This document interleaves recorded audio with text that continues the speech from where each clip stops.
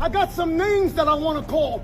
Alex Spiro, Desiree Perez, and the whole wicked system of Rock Nation, including you, Jay-Z. Yes. Yes. You who say you rose from the gutter, but you have traded and bartered the souls of young men. This most dangerous game, as they referred to it, was a matter of human hunting. And when a mind control slave such as myself was stripped of clothes and turned loose in the woods, I was then hunted by George Bush, Dick Cheney, and Bill Clinton, among others. But they were the main ones.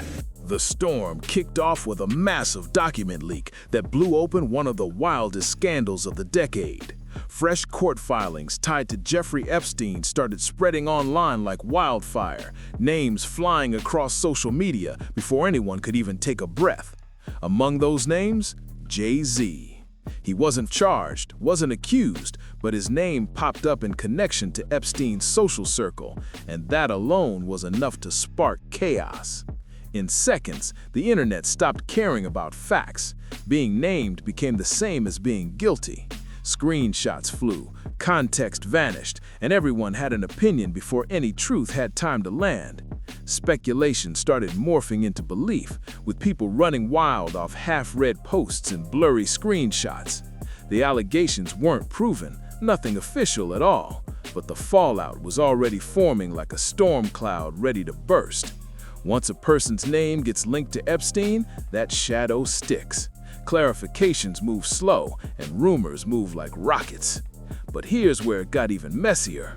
Curtis 50 Cent Jackson jumped right into the mix. He's known for diving into drama, and this time he wasted no time reacting online. His post didn't bring new facts or evidence, but it sure did crank up the volume. He turned the Epstein mention into something bigger, hinting there was more to come. That single move supercharged the story overnight. Still, at that moment, there was nothing verified. No charges, no confirmations, just a name, a leaked file, and a digital crowd ready to believe the worst before the truth even had a chance to show up. Once the talk drifted from documents to the people behind them, everything flipped. The heat moved from legal to cultural, and that's when things really started to burn. Curtis 50 Cent Jackson didn't tiptoe into the chaos, he jumped right in. Within hours of the Epstein files flooding timelines, he hit social media swinging, playing both commentator and instigator. He didn't flat out deny the claims or back them either. He did something way smarter. He turned it into a mystery, like calling it unfinished business, like the kind of story that still needed a spotlight, the type of documentary that's been waiting to drop for years. That move instantly pulled eyes his way. This wasn't new behavior. It was classic 50. He's been using controversy as currency for years, flipping drama into opportunity every single time. And when Jay-Z's name entered the mix, the tension doubled. Everyone knows their history runs deep, and that long-standing rivalry gave his comments a sharper edge. Not because he was bringing proof, but because people could feel the motive behind every word. When he posted that he might make a documentary, the internet went off. Fans took it like a warning shot, like he was saying, if nobody else exposes it, I will. Critics called it clout chasing, while others swore he had inside info the public hadn't seen yet. And the craziest part? None of those takes needed evidence to catch fire. They spread on their own. Just the idea was enough to set everything off. Jackson knew exactly what he was doing. He understood that mystery equals power. By keeping things vague and letting people wonder, he handed the audience the pen to write their own version of the story. Whether that documentary was real or not didn't even matter anymore. The real game was how the energy shifted. Suddenly, the buzz wasn't about some leaked court file. It was about exposure, revenge, and who was really running the narrative. Once 50 Cent jumped in, all quiet disappeared. The tension spiked, and eyes locked on the next move, specifically how the Carters were going to respond. The story stopped being about Epstein and turned into a power play between music giants. According to online whispers, the response didn't happen out loud, it happened behind the scenes. Word spread fast that Beyoncé's legal team supposedly reached out to Curtis Jackson, telling him to chill and stop linking Jay-Z's name to the Epstein mess. That rumor alone sent the internet into overdrive, because if the lawyers were stepping in, something serious had to be brewing. Look, y'all talk all that about R. Kelly. Beyonce was on that island where they was.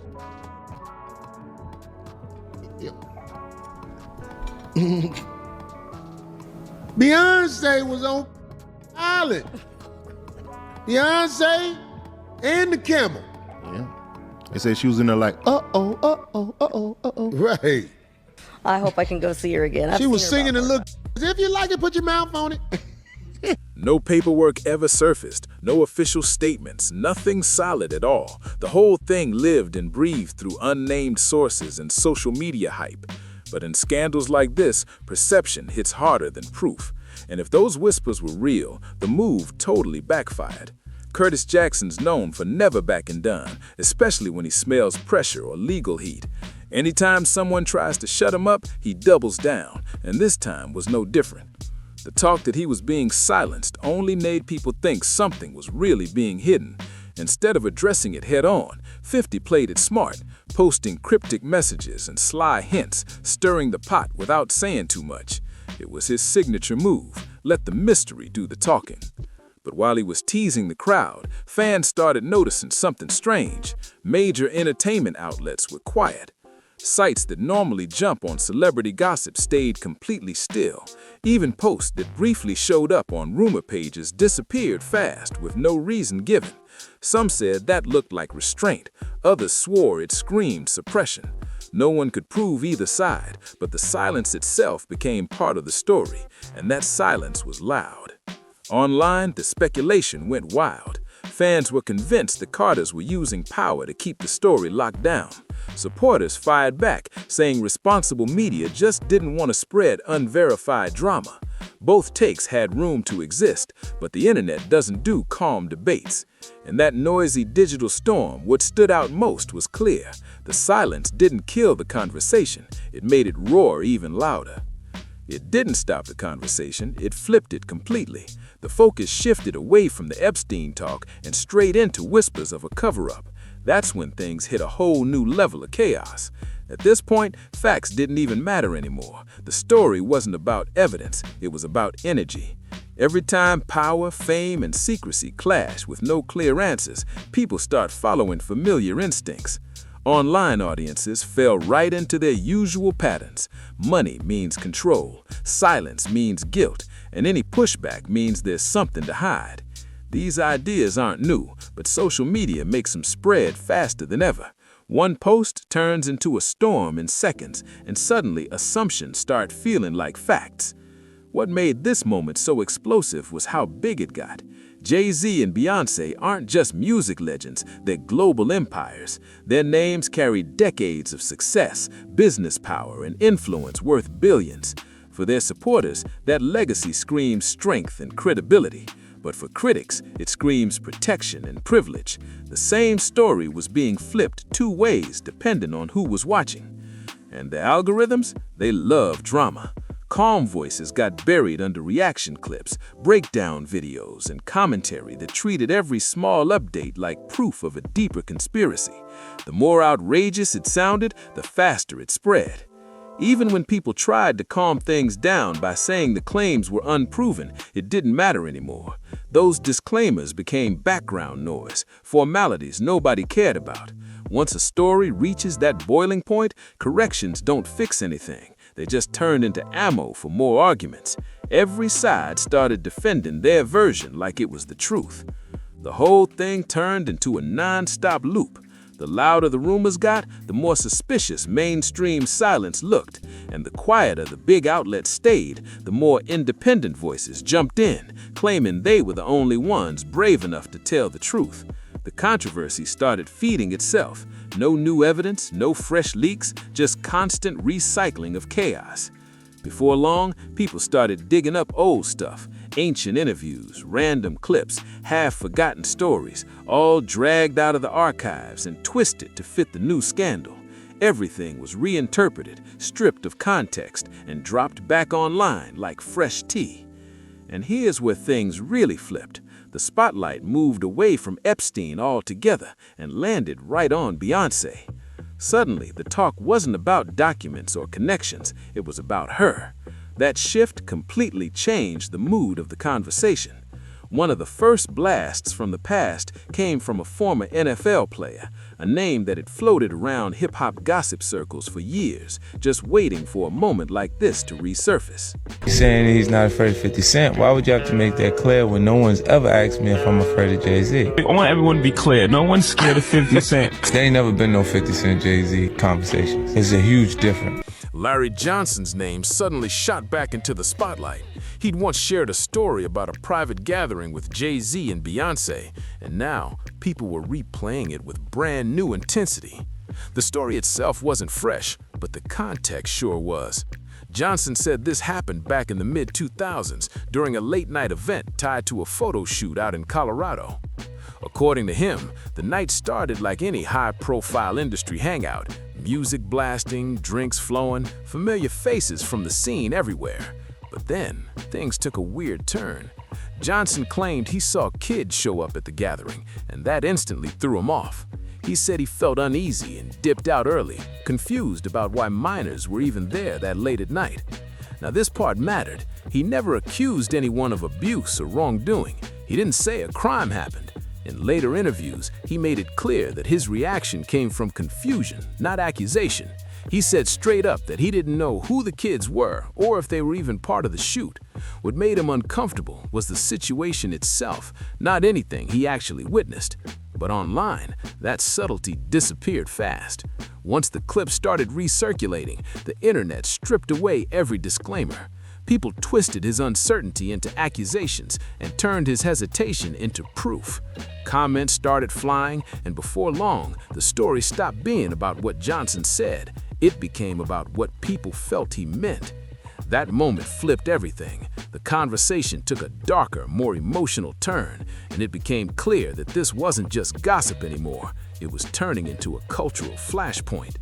The talk completely flipped from leaked files and reactions to stories, vibes, and personal memories.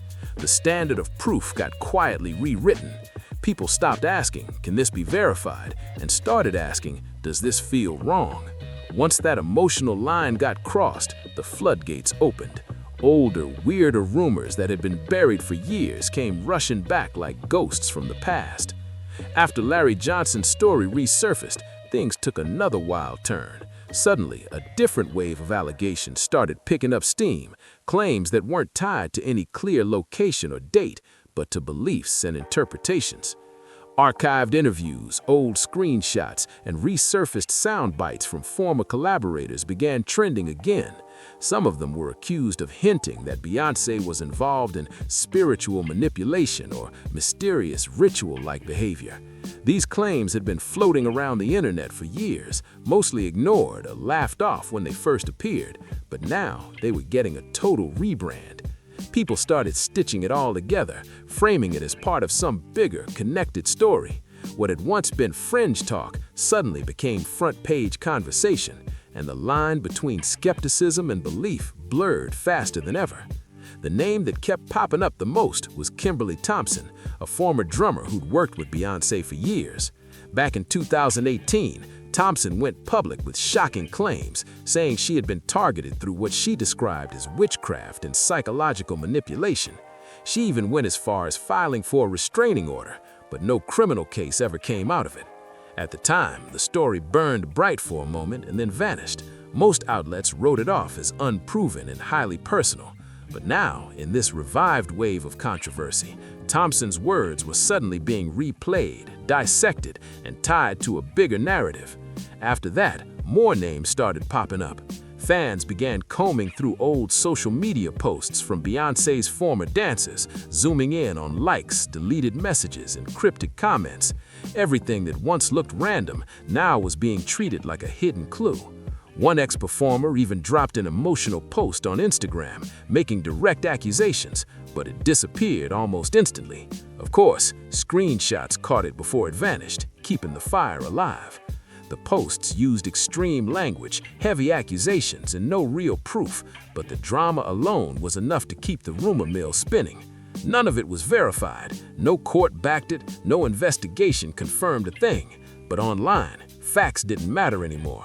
The same claims got recycled and retold so many times that they started feeling connected, as if a bigger pattern was unfolding. In the public's imagination, repetition turned coincidence into evidence, and belief began replacing truth.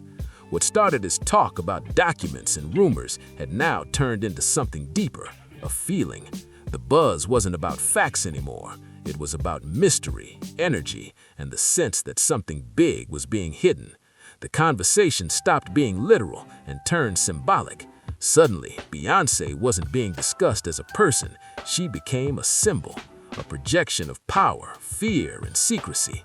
By this point, the controversy had spun way beyond its roots, but instead of cooling down, it was speeding up like wildfire. As the old allegations kept resurfacing, the focus shifted again. It wasn't about whether one single story was true. It became about the pileup.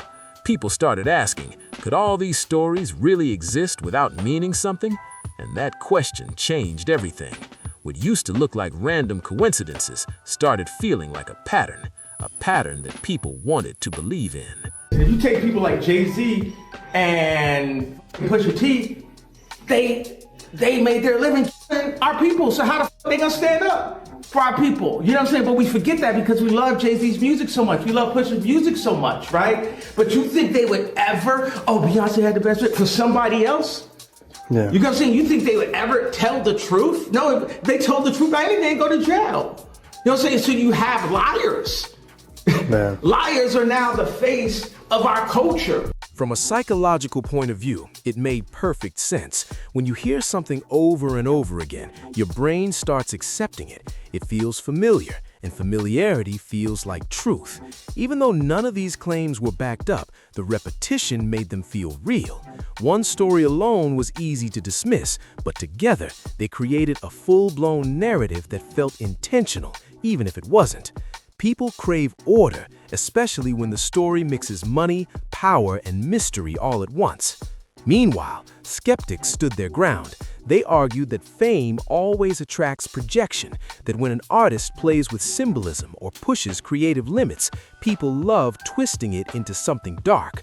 Supporters pointed out that none of the accusations had led to legal action or proven facts. They claimed this wasn't proof of guilt, it was proof of how rumor culture feeds on success. And so, the internet split in two. Those convinced there was more to the story, and those who saw it all as noise built on envy and misunderstanding. Either way, the narrative had taken on a life of its own. Both sides of the story started living in their own worlds, parallel realities that barely touched. Online spaces split into camps that weren't arguing about facts anymore. They were arguing about motives. People asked, why would someone speak up? Why would someone stay quiet? Why would the media look away? But every question already came with its own answer. By this stage, the controversy had hit its breaking point. It no longer needed updates to stay alive. It became self-sustaining. The internet kept feeding it, twisting every silence into suspicion, every statement into strategy. And when that happens, the door opens for the narrative to grow way beyond the original story. That's exactly what went down. The focus started drifting away from Jay-Z and Beyoncé as individuals, and instead, they became symbols in a much larger theory about the entertainment world. In that new version of the story, the Carters weren't just celebrities, they were representations of something bigger. People started saying that no star, no matter how powerful, really moves alone. Fame, they claimed, is managed, monitored, and controlled by forces hiding behind the spotlight. This idea hit hard online, fueled by old clips, resurfaced interviews, and fiery rants from artists who had once hinted that Hollywood plays by its own secret rules. The message spreading through those corners of the internet was chillingly simple. If damaging secrets exist, they don't disappear, they become leverage. And in that world, silence isn't bought with cash, it's bought with fear. According to that belief, Scandals aren't random explosions. They're part of a system built on control, loyalty, and quiet threats. And that darker interpretation started reshaping everything people thought they knew about fame itself. In this version of the story, scandals weren't accidents, they were pressure points. Supporters of the theory pointed to how fast some stories vanish and how others blow up overnight. They argued that the silence from big media wasn't neutrality, it was coordination. To them, the pattern was obvious. Some things get buried, others get boosted, and it all happens too neatly to be random. Critics fired back, calling it pure conspiracy thinking, just another case of people losing trust in institutions, while algorithms push outrage for clicks. But once again, the debate wasn't really about proof, it was about interpretation. The theory didn't need evidence, it just needed to fit the mood. It gave people a way to explain the contradictions that never seemed to make sense, why some powerful figures suddenly fall from grace, while others seem completely untouchable, why some accusations linger forever, while others fade like smoke.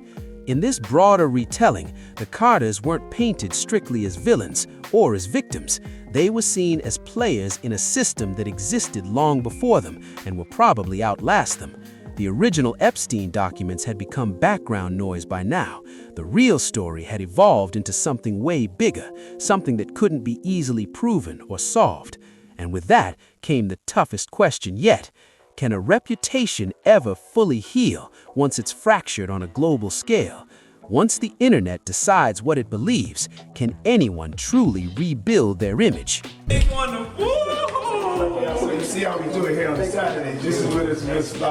By this point, it didn't even matter whether the first allegations were true or false. The damage was already done at the level of perception.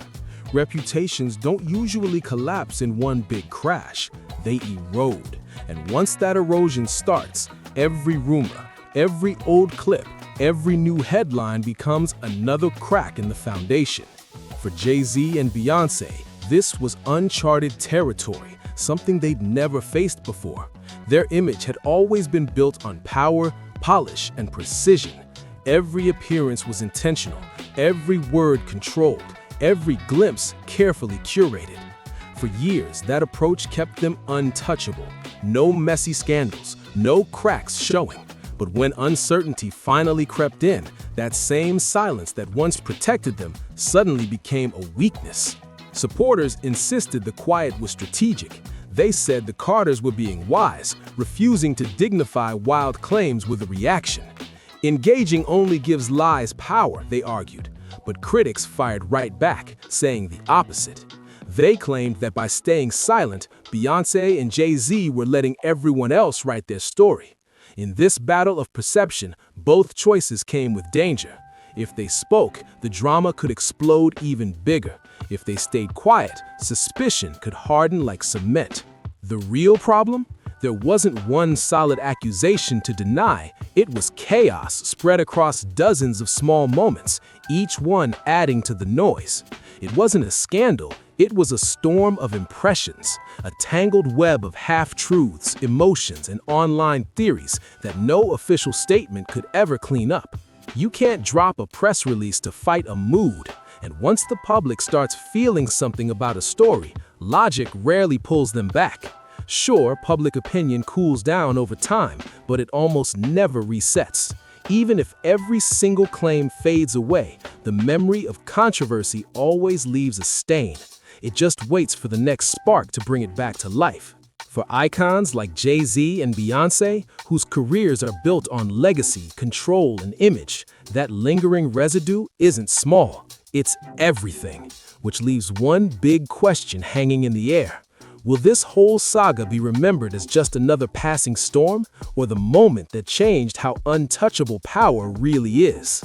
Or maybe this was the moment when doubt became permanent. By the end of it all, there was no clear verdict, just a deep divide that refused to close. On one side were those convinced that with this much smoke, there had to be fire. On the other were those who saw the same cycle spinning again, where fame, envy, and rumor fused together into something louder than the truth itself. Caught in the middle was the public, struggling to figure out what to believe when emotions run hot and facts are thin. How do you decide what's real when every side feels certain and the truth never fully shows its face? Curtis Jackson never dropped that documentary. The Epstein files never tied Jay-Z to any charges, and none of the wild claims about Beyoncé were ever proven or upheld in court. Yet somehow, the story didn't fade. It settled.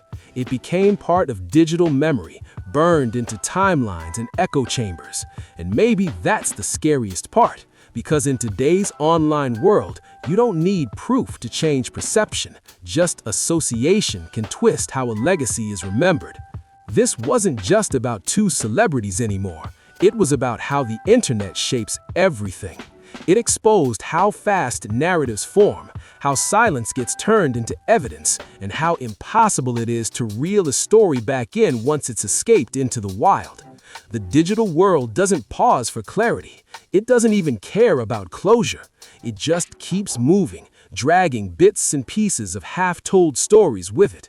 And that might be the real lesson here. Not the scandal itself, but the aftermath. In the online age, once a rumor catches fire, even the truth can't always put it out. Whether the Carter name comes out spotless or scarred forever won't be decided by leaked files. It'll be decided by time. Public attention always moves on, but it never truly forgets. Once doubt spreads wide enough, it becomes part of the permanent record, living online long after the facts fade. And in this digital age, where speculation spreads faster than proof, the line between allegation and belief has never been thinner. No matter how the truth unfolds, one thing is sure: reputation isn't just built on what's real anymore.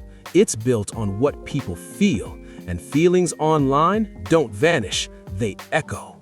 So now the question's yours. Do you think this whole saga is just a web of rumors that spiraled out of control? Or could it be that repeated whispers hint at something deeper that deserves a closer look? Drop your thoughts in the comments and let's talk about it. Then hit the video right next to this one to dig even deeper into how scandals like this keep circling the world's most powerful stars. It's wilder than you think. We rented this house and we were watching LeBron play. And after the game, it had to be like 10 or 11 o'clock. So we getting ready to party. Mind you, it's all adults. There was a 13-year-old or a 14-year-old teenage Latin girl that was there. And I think she had to leave because she had school and she had to do homework. But she brought her mother with her. So it was no funny business going on, which I could respect that. So when 11 o'clock hit, we turned on the music, we started drinking, and then out of nowhere came these young children. I don't know where they came from. For a rap party at 11 o'clock at night, drinking, loud music, and us dancing wild, like, I don't know where these kids came from. And then I happened to sit down because I was dancing with one of the assistants. And I sat next to this child, and the child sat next to Beyoncé. So I hear B say something about, doesn't this look sexy, or isn't this sexy? And in my mind, and mind you, I'm not awakened as I'm awakened now. So in my mind, I'm like, what did she just say? And then I didn't pay no attention to it. And then, you know, obviously the liquor took hold of me and I had to leave. So I said bye to everybody and left. But those kids remained.